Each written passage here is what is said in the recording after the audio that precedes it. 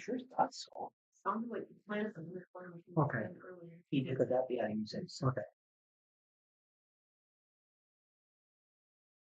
Well, we're just on, so I don't forget, so. Well, There he is. Right Oh, on. I'll just wait. I'll just wait till we get in here.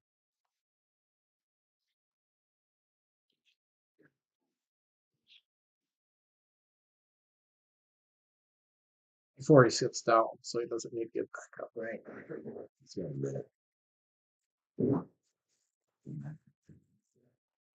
We're already on, don't sit down. Okay. Call to order this, call this meeting to order. Let the record show all members are present. We'll begin with the Pledge of Allegiance. I pledge allegiance to the flag of the United States of America and to the republic for which it stands, one nation under God, indivisible, with liberty and justice for all.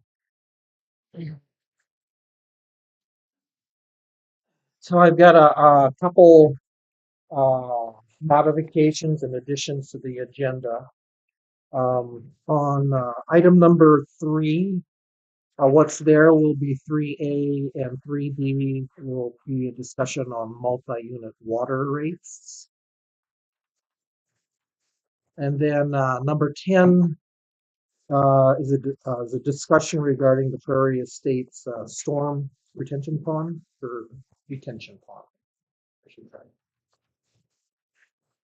Does that cover everybody, what everybody's here for? Okay. All right. Are there any other additions to the agenda? Is there a motion to approve the agenda? Yeah. So moved. A second. Second. All in favor say aye. Aye.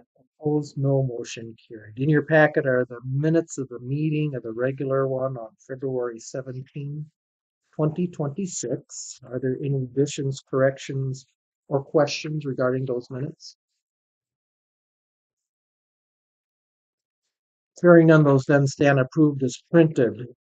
We'll move on then to the claims.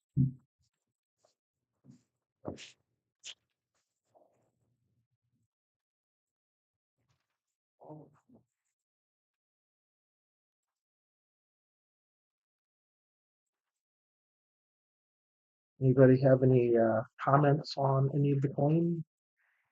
Just with regard to that senior center, what's the percentage completion on that project? I would say 90 to 95%. Everything inside the building is completely done. We got a mountain there. In that for your, yeah. I'm talking about The whole whole project, I would say Just like 40, sorry. 40. 40%. Okay, thank you. Met with Trevor Rosenbrook there, and he's going to work with Jason and get a floor plan, kind of a spec. There might be some billable hours there because it'll have to be bid out. And so I said I don't expect you to work this up for me for nothing because he's not guaranteed to get the project. So yeah, there's some draft and design costs there for won't be $1,000 for sure. Yeah. Okay. Any other comments, questions? Now, is there a motion to approve the claims? So moved. Second? Second. Any further discussion? Not all in favor say aye. Aye. Opposed, no. Motion carried. Anything for notices and communications? Move on to pending. I have nothing there either. All right, then we'll move down into unfinished business. We talked about at the last meeting and tabled our out-of-town water rates discussion. Do we have anything different to discuss about that? Either way, no matter which way the council decides to go, I feel like there should probably be a motion made. Leave it the same or modify it, or no matter. So it's on record. Anybody think we made the wrong decision originally? No, I'm inclined to leave it the way. There was a lot of thought that went into that. Yeah, personally, me too. We'll make that a motion. I'll make a motion to leave it as we. That's approved in the ordinance. Sure. No change to the ordinance. Is there a second? Second. Any further discussion?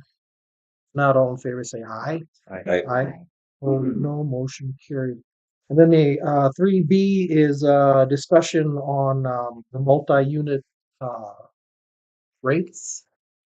Yeah, I've had two individuals, Mr. Reich, who will allow this Mhm. of course, and then in the audience, and then Mr. Van Eyck Brand of Elm Tree Properties called before Jeff as well and expressed his displeasure at the format of so for the council's benefit, it used to be $20, the flat sewer charge per unit. And then for the water, it was the $10. If there was only one meter for how many units you had, it was $10 flat, and then the $3 per 1,000 gallons after that. And we went to $55 base per unit, apartment per housing. 4 units, 4 times 55. 27 units, 27 times 55. So. All right. Did you want to say something this evening? Yes, I would, I guess. First of all, I want to, say that, I understand the need to raise rates, especially in years as I've had debt. And so I'm not against that. Everything is increased for everything we do. But the multi-unit to me is just, it just is an abrupt change, and when you probably don't have as much infrastructure as you would, if I don't know if there's single lines going into every one of these places, or if there is, in some cases, maybe multiple, I don't know. To me, it's pretty harsh. We try to keep affordable housing in this town, and just for an example, I've got several rentals in Tracy, and Tracy is a much higher rental town than what Slayton is, and once in a while I get a resident that has flexibility that will come, if I have something available, come this direction. I think it's a good thing for our town. And there's a lot of entry level jobs in this town that plain don't support. And it's no secret to you guys about what the taxes, insurance, school referendums have done to our property.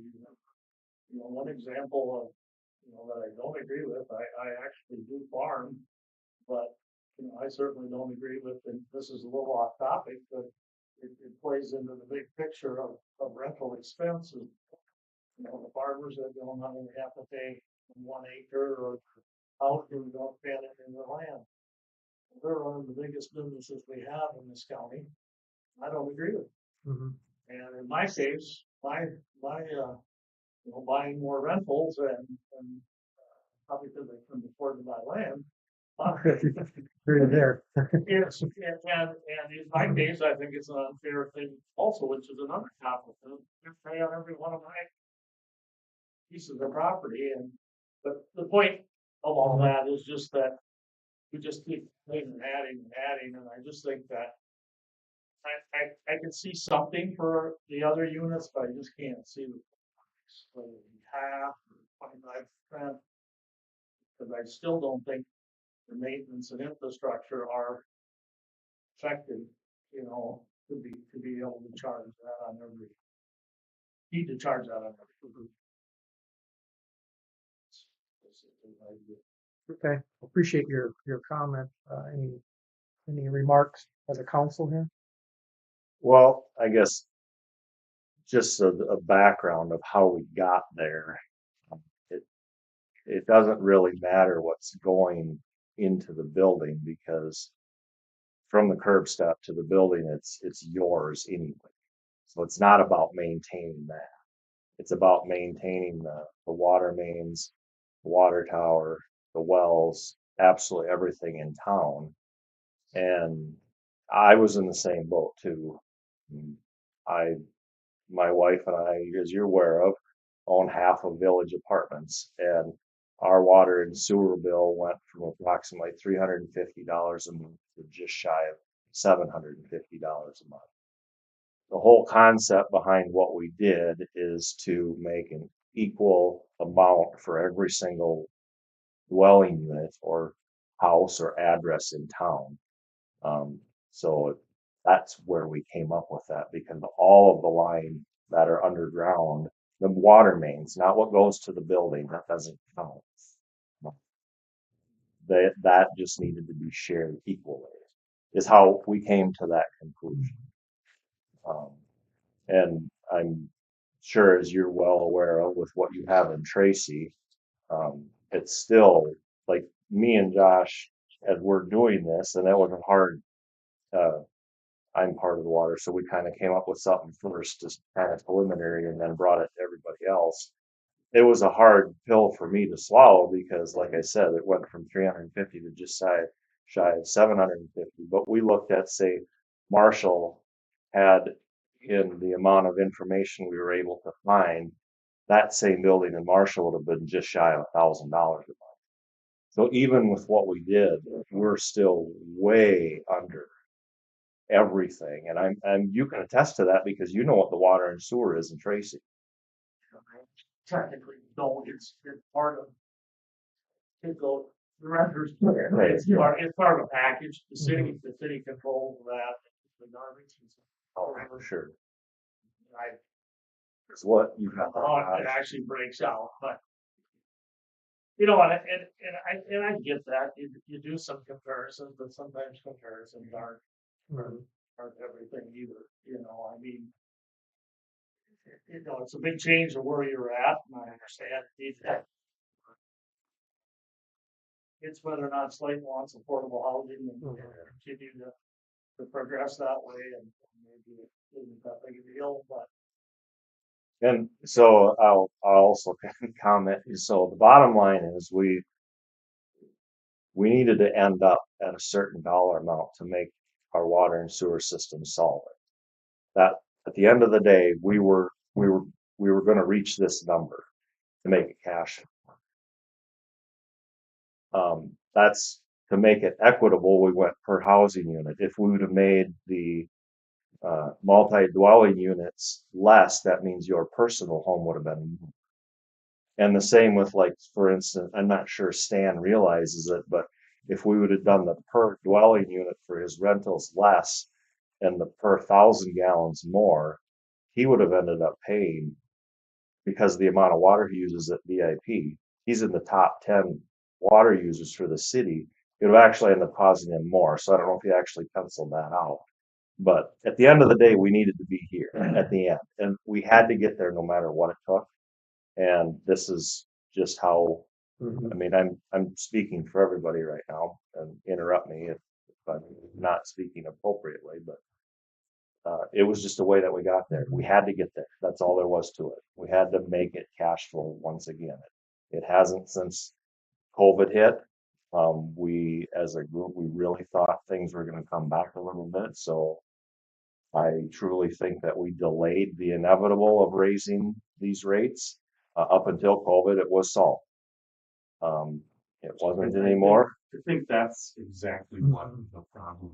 Talking with other people in the community, other people like Jeff, even myself as a homeowner, is the sticker shock. You know, Denny Sparks brought it up at the last meeting, and we kind of were told that we didn't have to change rates for 20 years. But in turn, it's kind of a double-edged sword, in my opinion. If it would have been going up a couple bucks every year, nobody probably would have said anything. But the fact that it went so high in one thing, I think it's a struggle and adjustment. Just that's my 2 cents from the homeowner side and dealing with the public. I'm not sure. Yeah. You know what I mean? Like I said, I understand. It just seems that comes to the multi-units is a lot. You know, I get what you're saying, and there was obviously some thought put into it. Just was wondering if there'd be any consideration given to it. That's all I'm here for. During the past several years, when we saw costs go up so fast, and as Blake indicated, we thought, well, maybe they'll come back. So we kept running at a deficit. Well, we were looking at the better part of $1 million lost over that period of time, and we had to do something. And like I said, how you cut the pie up in reverse, that's what it all boiled down to. How do we figure out, try to spread these expenses out? And I guess I'll just have to get a little more abrasive, but living in a small community, knowing some of these fixed income vendors. There again, it kind of depends on where they're at. The multi-unit, if those would have gone down, then the little old ladies living in the single dwelling units would have gone up. Is the long and the short of it. Theirs would all be just a little bit higher to make up for the lack of the multi-unit. So Have to balance. Yeah, I get it. I'm not saying that I don't get it, but. Yeah. And like I said, we wrung our hands for no less than 4 or 5 hours trying to figure out how do we make this the least painful for the most people.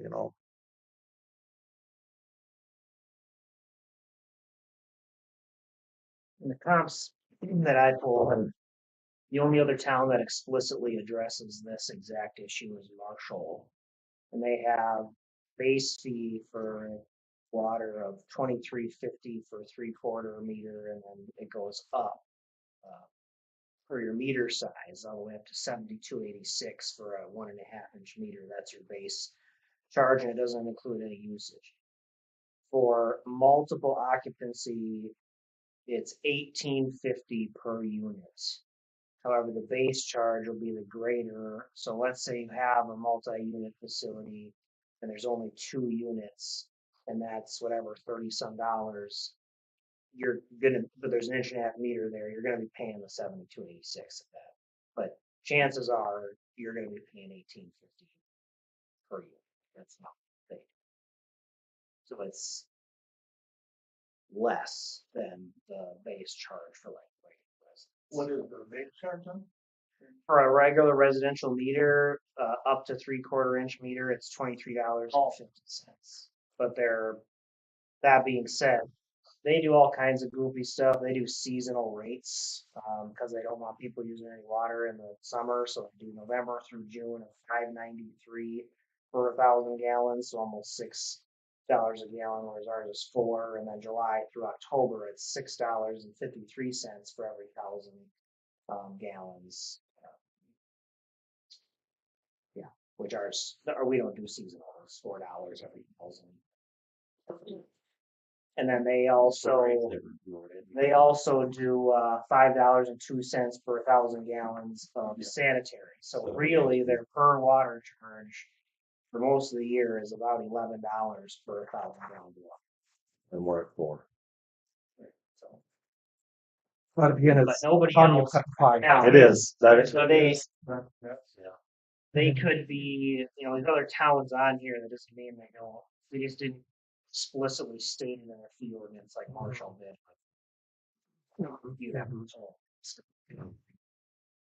Because everybody has faced Mhm. what they're doing for multi-unit housing. And we're all paying the same cost for pipes and whatever replacement parts we need. So, which is where the big shock came in the costs.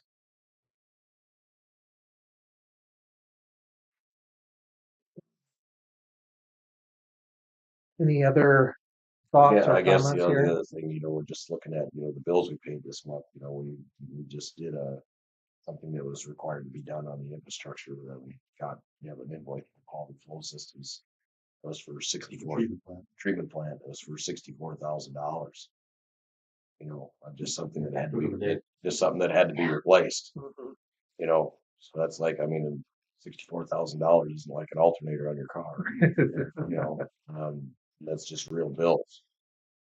So again, since this COVID thing's happened, everything's kind of ramped up that way, and that's, fortunately, we've been off longer than we probably should have. Yeah, like I said, And we had to get to a point of correction where we can at least move forward, being able to evaluate it on a year-to-year basis, and that we're making sure that the water fund cash flows properly so that we can put money away to pay for stuff like this, but also maintain our system, for the future.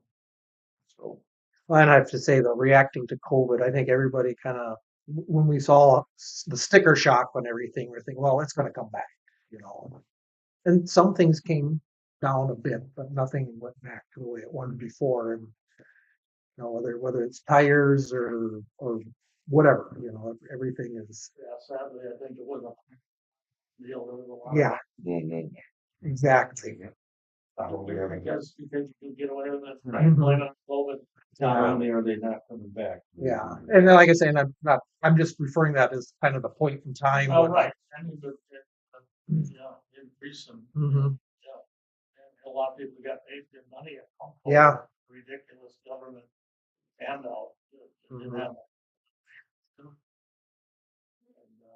I'm thankful that it still ended up to be Mhm. possible. Any thoughts? Is there? Want to treat it like the last one where you tabled it? About the next meeting? I'm not getting it live, but that's necessary. No, I don't think so. I appreciate you coming, Jeff, and I hope we answered some more questions than you've had. I mean, you feel like you got questions answered anyway. Pretty simple, straightforward. Yeah. Mhm. I really wish we hadn't had to make these increases. We talked about doing a lesser just because it was a substantial one, and we realized that, and it was like, and kind of feeling like maybe should have started it a little sooner and done smaller increments. But at the end of the day, it's just the way it all turned out. We just felt like this was kind of rip the Band-Aid off and get it to where we need it to be, so that we can move forward and maintain and have the funds to cover our costs. You know, decided those rates are the higher parts. Well, the usage, you can't worry about the usage. Mhm. Usage. Mhm. Base rate. We're not, it all comes down to, Water. That was- yeah, that was so like, for instance, we figured out, like that apartment building down there uses approximately 30,000 gallons a month. So my last bill was just shy of $750. If you pencil that all out, it's several $100s. It would have been several $100s more with Marshall's rates, because there again, it's $4 per thousand versus 12. We're not more than them. You got to look at the big picture. That's how. Yeah. You look at your usage and. Yeah. And it- it's Mhm. the point I'm making is that you're being paid for your usage. Mhm. So, charge. And there again, it's just like slicing the pie. Nobles Cooperative Electric just changed their entire structure, and I kind of equate this to that. You can have really low base fees and really high rates, and then it's the higher users that pay the brunt of the expense. But in reality, if nobody uses any water, or in their case, any electricity at all, there's still a minimum amount that it takes to maintain what's in the ground and the infrastructure to get it to the property. And in my opinion, it's more equitable to divide up that amount of money per everybody and keep the rates, the usage to what the reality is of making that. And that's where you get, which is what Nobles Cooperative Electric did. You get a higher base rate and a lower usage. That makes the fixed costs spread out more equitably and more evenly amongst everybody. And you don't just get your big users paying the brunt of the bill. That's the difference. Kind of used a little bit of the model of what they did to get.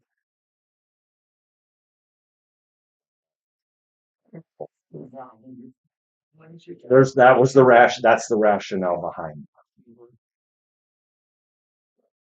What does Saws do? So out of my own curiosity, there's not very many multi-unit places out there, but there's a few. Yeah, so SAWS is $70 per household or per address. And for instance, there's not very many that share, but like say for instance the condos that are out there, it's $70 per address. It's just what it is. It's per address. There's no apartment buildings out there.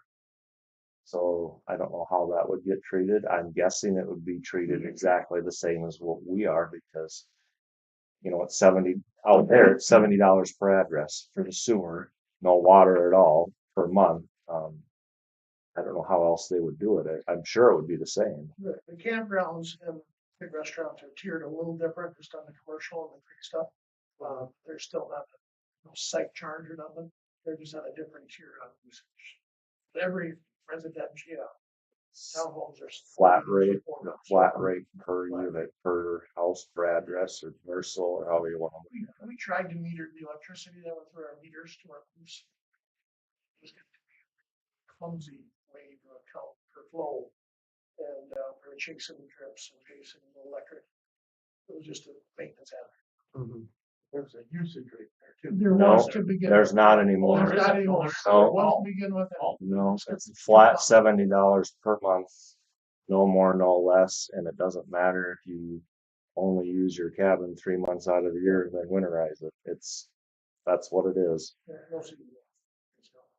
And in reality, it's very similar out there. The actual cost of pumping, when fluid goes through the pipe, the only additional cost is the electricity to move it. Otherwise, maintaining everything out there is the same, whether there's zero usage or tons and tons of usage. So the thought pattern is consistent with what we're doing. You just spread out those fixed costs equally amongst everybody, whether you're using it or not. So cost comes with moving it, so the guy with usage is moving a lot more than the guy that doesn't. Right, I mean, but there's several. ways. there is, but like for instance, that if you took the electric bills of those main lift stations and divided them out, that out of the $70 per month, that it would probably be less than $1 if you divided out those electric bills. Maybe it'd be more than $1. I don't, without actually looking at it. It's very, very. Actually less. Yeah. Yeah. It's 800 comes up. Pay about 1,200 a month for the station. Yeah. The point is, it's all about infrastructure. Yeah, the actual infrastructure, the fixed maintenance costs and are there. keeping it so. Well, I took us into those weeds, Ah, so thanks, allow me Josh. to take us out. Okay. Good job. Do we want to discuss it more, or do we? Okay. Sorry, we can't drop that, but that's the reality of We're it. gonna have a motion on record for that one. To maintain, to no change, motion for no change. So, Second, Second. any further discussion? Not all in favor, say aye. Aye. Opposed, no, motion carried. I very much appreciate though you coming and talking to us. Mhm. Listen, Okay, we'll move on. I'm gonna bump up the current state still, so because we've got a big thing to talk about in there, and rather than have you hang around and listen to that, we'll do that now for everybody. Dave, you want to tell the backstory here? Sure. So out at the townhouses out there, they sits backdrop on the little pond, the retention pond there. So it was our hopes or Doug hopes that have a little viewing spot, place to stand, feed the ducks and birds. Yeah, well, he still owns 2 of the units. 2 of the units are sold. But we thought it'd be a nice setting to have a little dock. Like a big, so 16 or something footer stationary legs and just as a viewing area for the pond. So we wanted to come and ask if that's something you guys can follow on. And there's Josh. I just kind of wondering if the city's council's. Yeah, I don't, water quality disturbing, that's not a concern to me at all. The water's in and out of there a lot. It's just a detention pond. Storm runoff, there's a huge tile that runs in there. That open channel has been there forever. We made it a lot bigger when we did the Prairie Estates project because we had a lot of my number one only concern is the liabilities. That retaining pond is part of the parcel, the outlot that's goes all the way to 28th Street and borders up against the soccer field lot. So it's still city owned. It's snow dump, it's storm runoff, it's the retaining pond, and so it would be a non-city owned dock on a city owned parcel. It's not a dedicated park. I talked to Doug today on the phone. He mentioned, well, you know, you have liability insurance on everything else, and the fact of the matter is, we do have liability insurance on every park that we have. I do have to go through that property schedule, and all of our dedicated parks with equipment and facilities, those things are listed on there. One tornado slide, two gazebos. You know, it's class of property out in the open. It doesn't have an actual address, and there's that schedule of things. Well, this isn't on there, obviously. So the greatest concern would be somebody goes out there and tries to feed the ducks and then ends up in with the ducks, and here we are. Who's responsible? The owner of the dock, the owner of the land? I would be willing to bet the owner of the land. You know, did you sanction the dock to be out there? Did you not? That type of thing. So, are there, you know, I had spitballed this with Doug on the phone today briefly. Is there a waiver of liability for us that I don't know. That sounds a little more trouble than it's worth, in my opinion. But there probably is, you know, something that he could sign. That problem is that it butts up against his land and our land. Well, it's right on that the water for sure is our land, but who's to say that if we do some sort of waiver of liability with him, that somebody else isn't going to, you know, have an issue? Right, I said, well, there's certainly just a sign or something we need to put on the, you know, we're willing to do whatever, but we just like the idea of a little viewing area, and it's a water feature, and it maintains a nice water depth, and it's constant, it's nice looking. You know, just sort of people. Clarifier, this doesn't mean anything towards my opinion towards they're not, but the water actually moves through here as much. It is all dependent on rainfall. All the tile in that area are tied into the dredge ditch. That is strictly water from the new streets. And there's a control structure at the depth that it wants to be. So when it goes over that depth, then it'll flow out into the DNR. And so during dry time, you know, water doesn't move at all. Never been an issue with like look, smell, anything like that since we've done it, but just Seems to be fairly healthy. Yeah. Run there. well, That was my take on it when I first thought first thinking, but it's really not. And help them take care of the property. There's always water there. It's not, it doesn't, it's not a big mosquito factory or I think the difference, in my opinion. the natural vegetation and what there is doing its job. I was actually quite surprised after it was all said and done that it stays. yeah. But that almost has to be all the tiles that are behind the street that are collecting groundwater. There is one that goes in there too, I know of, from the snow dump area. I think the concept of the dock there, I think it's a neat idea, but I guess what is any thoughts from any of the council? Well, I tend to agree with you on that. I know what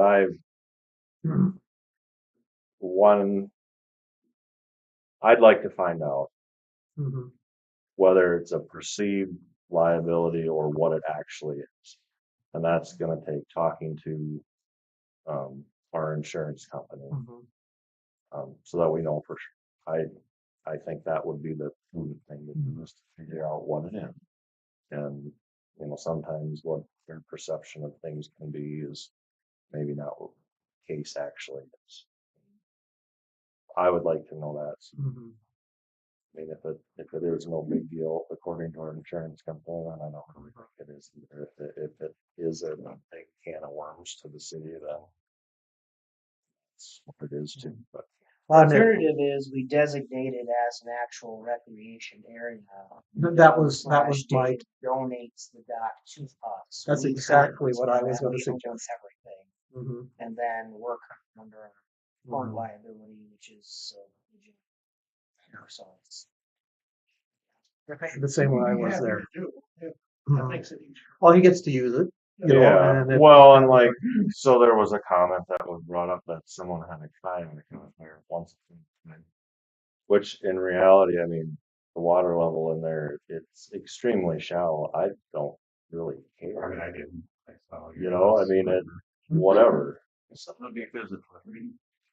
How deep is it? Well, I think 3, normal 4 feet. operating is 3 to 4 feet. Mhm. Yeah, it's not.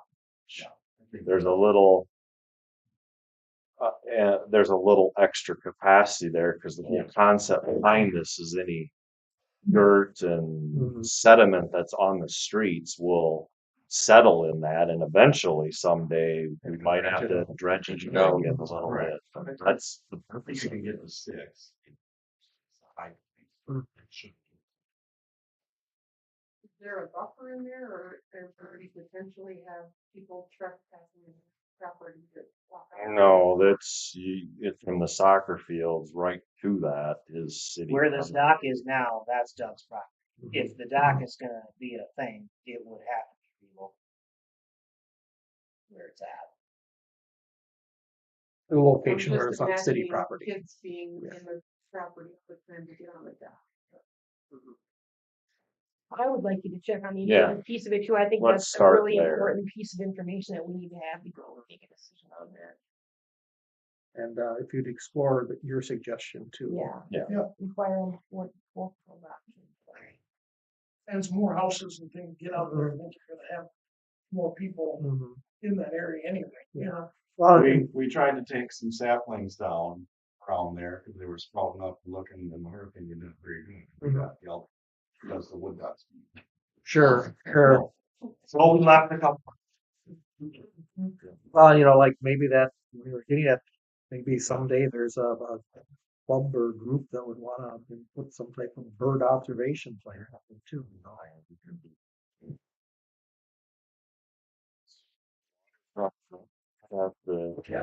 It has the potential to increase Increase the property value. Yeah, or at least the property valuation, Yeah. so. And it's way fancier than you know, the East Golf Course waterfront. Or West Golf. Which, Well, for a boat ramp. Yeah, which people have swam in that water too. yep. All right, so I think this. I think we'll find out some more. I appreciate it. Yeah. Yeah. Yeah. That- All right, let's go back to the fourth thing here, and that's about the small cities development. I'm Jennifer County and I am with DSI. And this is in regards to the application for the small cities development program. On our application that we are doing. So this public hearing, we'll need to open the public hearing for it. And then, so basically Slayton is applying for funding through the SEDP program. We're requesting funding of $599,866 to assist 21 owner housing units. This is benefits low to moderate income families. And then, so during your interest statement period, you did have 61 owner occupied individuals who returned their statements and they're kind of basically a waiting list. They would receive the applications first. So then the assistance per household can't exceed $25,000 per household per deed. Further structure the deferred loans, so either they qualify for 100% deferred loan for the term of that grant, or then they go to an 80-20 if they are over that low to moderate income, but still beneath that 51% median. Okay. their SHPO requirements, and then, of course, our proposed administrator implementation. And then the final app needs to be submitted on April 15th. So basically what we need today is for you guys to open a public hearing. Should have done that when I went through the summary, which we can do again too. But then we will need the completion of conflict of interest forms from everybody on the council. And then obviously stating on those forms did everyone get a packet? Yep. I'm not sure how they get it. So, there's the order that each member will need to sign and indicate whether or not they have an interest. If there is an interest, then state voting. But then obviously we need a motion to approve moving forward with the final application. And also authorizing the mayor to sign the grant applications forms as they're completed and ready to be submitted. We will need a motion to approve the local government resolution that's included in the packet as well. As a motion to approve moving forward with like the request for proposals for the administrative services. We were procured only for the application process itself. So then when you do the procurement or request for proposals for administrative services, it comes to that meeting. To save you money from our services and everything else. But then we also need the Tennyson warning notice. All right, well, I don't think you need to repeat that because anybody who's here for the hearing heard that. Agreed. So at this time, I'm going to open public hearing in 1840 for public comment. Is there anybody here who wishes to make public comment in person, or do we have any written public comment? Nope. Anybody who wishes to make comment? Anybody wishes to make comment? We'll now close the hearing. Less than a minute is expired, and we'll begin with the business part then. Perfect. Your motion to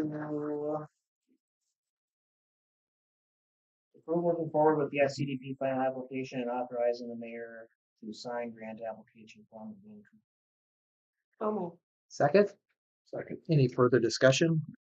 If not, all in favor say aye. Aye. Opposed, no. Motion carried. I'm abstaining. And you're abstaining. Figured you would. Okay. And a motion to approve resolution 0302-2026. Is there a motion? So Second? second. Any further discussion? If not, all in favor say aye. Aye. Abstain.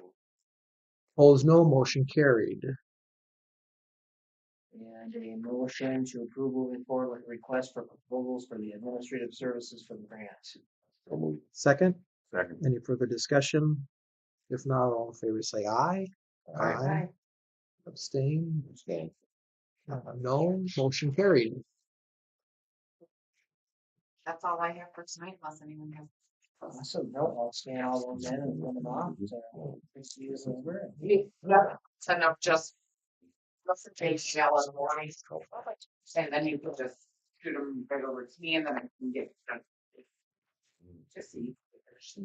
All right. Appreciate you coming over and helping us out tonight. Truly. All right. We need to sign the back of this too. That's just Each individual council member needs to sign the conflict of interest. Mhm. I believe the Tennyson warning and that's just. The resolution that's got 3 signatures, got a mayor, city administrator, and a council member on the back. I can have electronically. I can send it to Blake. Okay. So yeah, not. Oh, you can't. not me, someone else. Oh, yeah, because it's more of an affidavit part there. I'll sign this as Okay. Wait, we have to each sign it? No. No, this is the No. Tennyson warning. This is the witness on the back. It's the witness Oh, on the on the- resolution. Oh, on the resolution. Yeah. That's what you're looking at there. Yeah. Just they're talking about. The resolution. conflict of interest disclosure by side. So the witness by Mm-hmm. Regarding that's regarding the resolution, not regarding that. Yeah, that No, it doesn't say. It's I interesting. don't think, It's the same, It's the same there's That's not verbiage. it's doubled up because I printed double there's actually sided. two copies of Yes. the Okay. resolution in So that packet. take one of you sign one of these that has the actual 03/02/2026. We already did. Okay. Wonderful. Oh, yeah. Good to go. And then it should be you need to sign the conflict of interest. Mhm. But there's another one in there that's like that. That reads with the resolution number. Identical, other than the resolution number. Yeah, that's the one.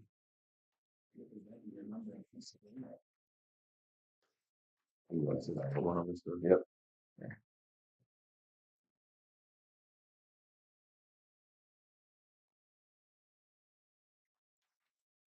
You got the one that came down, the resolution one. Yeah. Oh.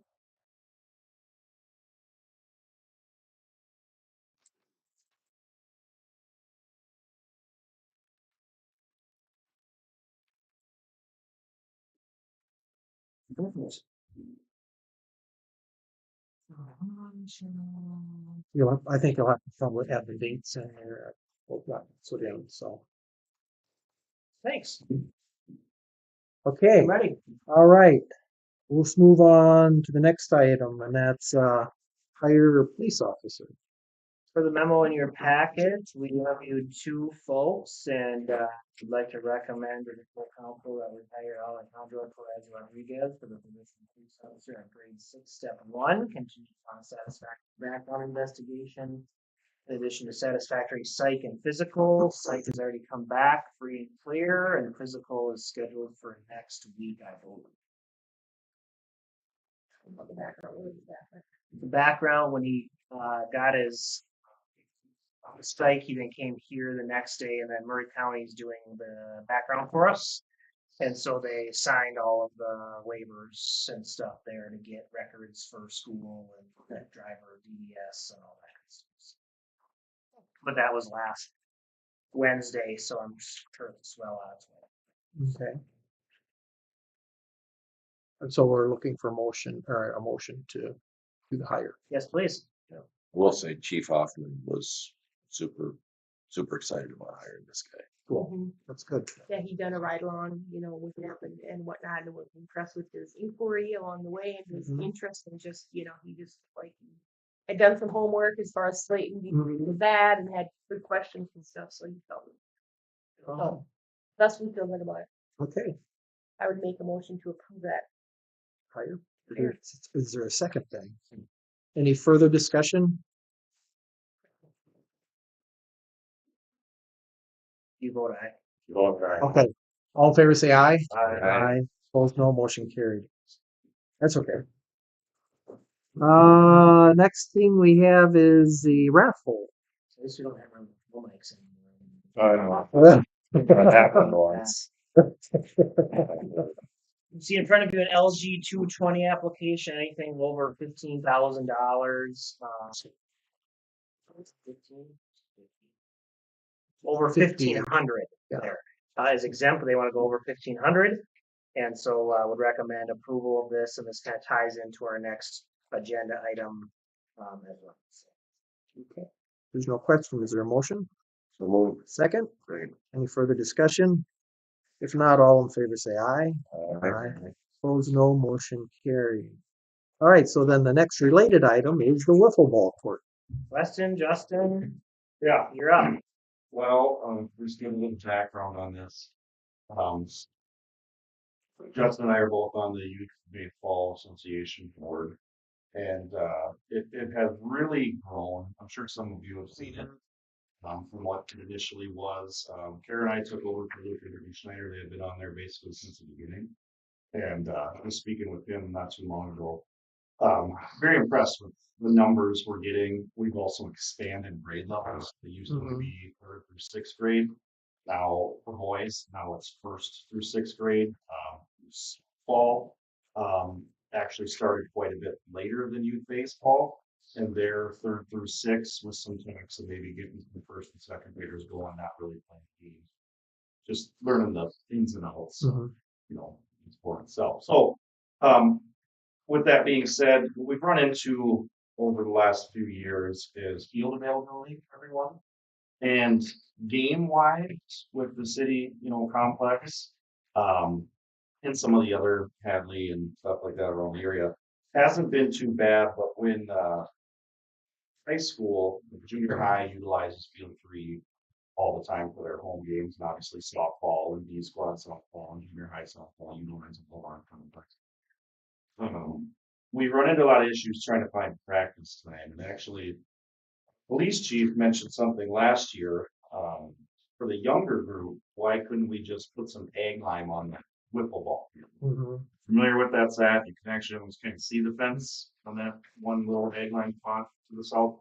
Years ago, a group of people put a fence out there, got some old bases and a small little backstop, and the kids would play wiffle ball there. Mm-hmm. Years, kind of ebbs and flows. Sometimes you get a group of 10 of them that would play for years, and sometimes it slows down. So I actually thought the egg line thing's not a bad idea. Generally, what you need for practice, especially for a younger group like a first and second grade boys, they're doing machine pitch. They're not going to hit it over that fence. Mm-hmm. And you just need, egg line. You need for practice running bases and infielders, a little bit of BP and stuff like that. They have had practice over there on the grass before. That doesn't work the greatest, but I mean, it's something. So we got talking about it a little bit. Thought, well, why don't I do some looking around? Maybe we can even build a second field and then basically utilize this area as the first and second grade fitness field, and they would never need access to the other fields. Little background there with the wiffle ball field. The biggest concern would be the residents to the east. We have had one of the residents complain to us in City Hall, even with just wiffle balls hitting his garage. Now, all they have there right now is a little 6 foot by 4 foot backstop, so I can see that happening. And their wiffle balls are just, it hasn't been used a lot lately. We would, if we truly did something like this, got some prices, we would need to actually put a real backstop behind both fields to eliminate these balls from hard baseballs too, from potentially hitting some of them houses. I could understand the concerns if I was a resident there. So on the other sheet, I did get some numbers for some high fence for a chunk of it and some smaller fence going on the baseline. From the city's perspective, I mean, obviously, it's not just this huge giant benefit for the city. This is really a benefit for the youth baseball organization. I mean, could West Elementary find some use out of it at times for outdoor events, dodgeball, kickball? I don't know. We haven't gone that far down the rabbit hole. So minimizing costs for the city is a big thing. I know I wouldn't expect, I haven't been both cats here too. But that's the raffle, right? So getting the raffle approved, that roughly 14 grand, that's fencing, that's benches, that's concrete bases. I think it can get us something pretty decent. And the plan is for the raffle to basically pay for almost all of that. Now, there would be city time involved. The public works crew would prep those sites, dirt removal. And then another part that is also on the city at this juncture, it can be negotiated at a later time, is we have egg lime in the budget for the other fields. So approximately $3,000. That's what we spent in 2024. And the thought would just be bypass a year of guiding the extra egg lime to those fields and put the egg lime on these fields. So I don't think, just a quick back of the napkin measurements, I think we have enough egg lime in that budget to cover both of these fields. It'd be close, we'd have to see. So there's some cost there on the city's back as well. Like I said, we figure out a way to reimburse that, of course. But the biggest thing before we decide a dollar amount on the raffle is, one, do you guys just think this is a terrible idea? And there shouldn't be, small egg line practice fields there that would kind of alter things. And then, how quickly would we want to get the ball rolling on something like this? So that's kind of the thought process. Quick, like I said, outside of them costs, I don't see much more. Maybe some more stuff in the future. Maybe you do put an outfield fence up on the second field one day. Maybe we only do the one field, this year. Sure. So you can take that number basically and cut it in half. That's what we need. You know what I'm saying? make one nice practice field, see how that goes, see if the city does a good You enough cut it job. in half for this year, but it's Correct. not gonna be that not number gonna be next time. Of course not. There's some process. Fencing. That's what I was thinking, the fencing, to me, it makes probably more sense. Essentially, to it's the do brunt of that. the cost. Yeah. You know what I mean? I don't see a line item on here for like a dock or anything. Is there not gonna be that? Not yet. We were thinking about having like an outfield water area. or something. We could have ski shows out there, But the first and second graders with the machine pitch potentially play games there. Yeah, it's not really what I think we need. Could there be a time? I think they could. Not a lot of people have to bring their own chairs. I mean, we're not trying to go crazy here. You know what I mean? We're just trying to make a practice. Yeah. facility. So And this is all for wiffle ball. no, this is No. for youth baseball. Oh, okay. Yeah, It's currently the wiffle ball. it is currently the football field, what we call it. No, this is for like, there's 3 different age groups for just the boys. First and second grade, which they do machine pitch. Third and fourth and fifth and sixth. Those are split into 3 different groups, and they play in this Pipestone League. So they play multiple games per week and then tournaments and things like that. And what it is really is an area for the younger group, the first and second graders, to have as their practice area, and also softball.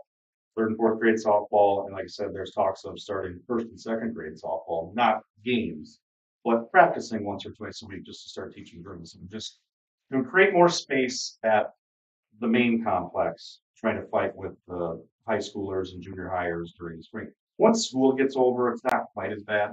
Field availability opens up a little bit more, but it's just a way to eliminate a lot of the, like I said, Chris Thomas was the one who brought it up. They're fighting over trying to find times where kids can get on the fields to practice a little bit. So,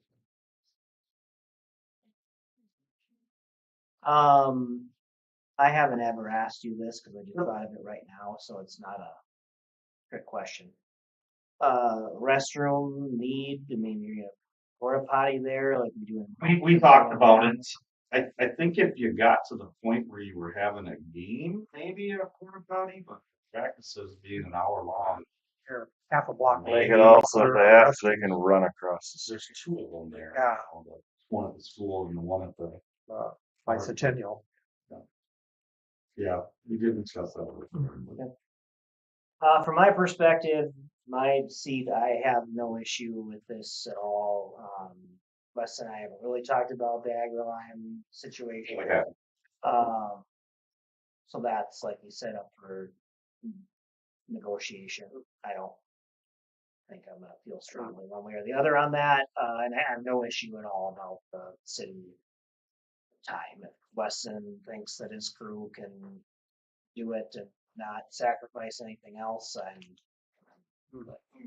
I guess just estimating with the dirt removal and then splitting all the new stuff. 2 days and some equipment, maybe about that, maybe blade a little bit, but So the question that popped into my head here, assuming if Wonder will move forward and goes into the spot that we hope they will over at by the pool there, we had discussed the fact that we need to move those 2 volleyball courts that are fairly in that spot. And I thought we were talking about this area or maybe further to the south, are we taking trees down there? yeah, that bridge was to the south of this, Okay. but that's also not a bad thing either. No, well, I The personally, environmental side. yeah, personally, I do believe we were talking a little further south, and then Yeah. if we're really, really close to the road with the volleyball, then it is super easy just to go across the road for bathrooms. Yeah. The bathrooms would actually be closer Right. than what they currently. You know, right. It's the That's what I thought too. I just wanted to clarify because I know that was something that. What kind of trees are in that? Bunch of others. It's kind of a mix. Okay. I was I just got to thinking about that. There's some, It's probably, but if we take, but the size of those trees, if the ash were thinned out, it still would be a nice wooded area. Probably. there might be some shade that we. Yeah, it can would keep. be nice to keep it. Yeah, I just, thinking of I guess I wanted to figure where you put it or what would be the best. I just wanted to ask the question. And with the wiffle ball court or wiffle ball field's been there for a number of years. Yeah. And so, I mean, there's no drainage issues over there. Oh, there's actually some tile in there. That's what I was thinking. Yeah, there is. We tapped into it. one time before, once you hit it, place in the water main. Hmm. There is some talent there. If we were trying to make some super freak, really amazing Yeah. youth baseball facility, would I consider do that trial? But For me, it's there's no room to turn it into anything more than that. You know what I mean? Yeah. All connected. I don't know. I personally think this is a wonderful problem to have. It's not enough room, and I do disagree a little bit with the fact that you said this isn't really a benefit to the city. It is. Great. Well, no, I mean the whole concept behind this, and it's actually even better than the city because we don't have to run it, and it's a city benefit. I mean, You know, so I thought about like ongoing maintenance. Once in a while, we're gonna ask the kids to drink it. We already mow the area. I am totally. Well, I see it in keeping of the whole, if you look at the history of that location, it Yeah. all was about some Big type hockey of. The hockey field or hockey. Yeah, field, right? it was all about this type of thing, so. I like bases. I put some costs in there. We have some money in our budget. My thought was we're gonna make a bunch of new bases for the main facility. We'll just take one. Like we may even cut a few costs here and there. We should have a couple benches by each side, but we can just wait and I see on would that. be willing to bet that there's some organizations in town that would love to have their name. Mhm. Yeah, that's a very accurate. So I want to talk to you about a bench before you. Yeah, Not this, but a different bench. Jackie reminded me too. We have to put on the new position. Yeah. Nation maybe. Mhm. Wants to have some. That's all. So do we need action on this or? Yes, please. Okay. What is that? To allow the project to happen and that Slayton Youth Baseball Association will cover the materials and that the city contribution is in kind with labor and equipment. And maybe some agri line. However that works out. If you so wish to make that part of the motion. Sure, I'll make that a motion. Can you have it be a little bit loosier on the agri-line part? Because I don't want to have the council commit us fiscally. Just I haven't reviewed like I said, I'm not super concerned about it. I just don't want a motion made now. So like the motion could be like Motion to Wes allow and I can that discuss and it. provide some agri line if it's available after further consideration. Beautiful. Okay. All right. Nice I amendment. couldn't phrase it better myself. Is there a second? I just did. Oh, you did. Okay, sorry, I didn't hear you there. Second, like, hey, any further discussion? If not, all in favor, say aye. Aye. Opposed, no, motion carried. We got great stuff happening tonight. Let's see here. Now we've gone to some liquor license renewals. Everybody is up. So non-check marks, they've since check marked themselves and turned in their stuff.